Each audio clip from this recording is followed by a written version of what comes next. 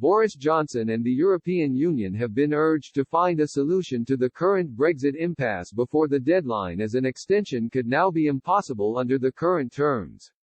David Frost, the UK chief Brexit negotiator, and his EU counterpart Michel Barnier will continue to final phases of discussions in London this week, with outstanding issues remaining over fisheries, state aid and the so-called level playing field on competition.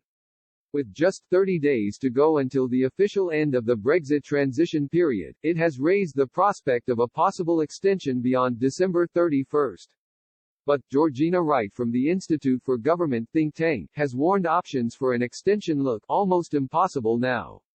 A report by the Institute suggests the withdrawal agreement signed in January would not allow an extension, and perusing this avenue would be a big gamble.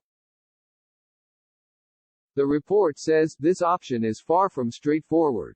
Unlike the UK, it is not clear that the EU has legal authority, which is derived from EU treaties, to amend the withdrawal agreement in this way. Without clarity, it would be a big gamble to rely on this option as route for securing more time.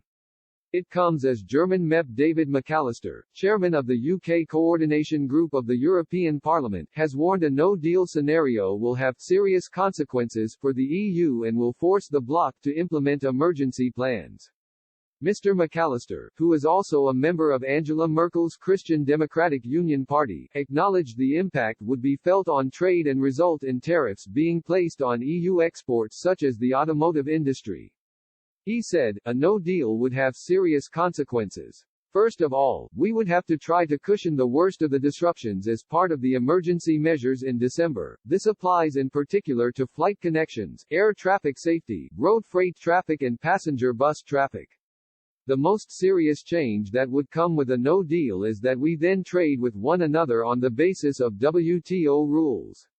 And that means in some cases considerable tariffs on cars, trucks, etc. Downing Street has reiterated the desire for the UK to reach a deal but warned it would not come at a price.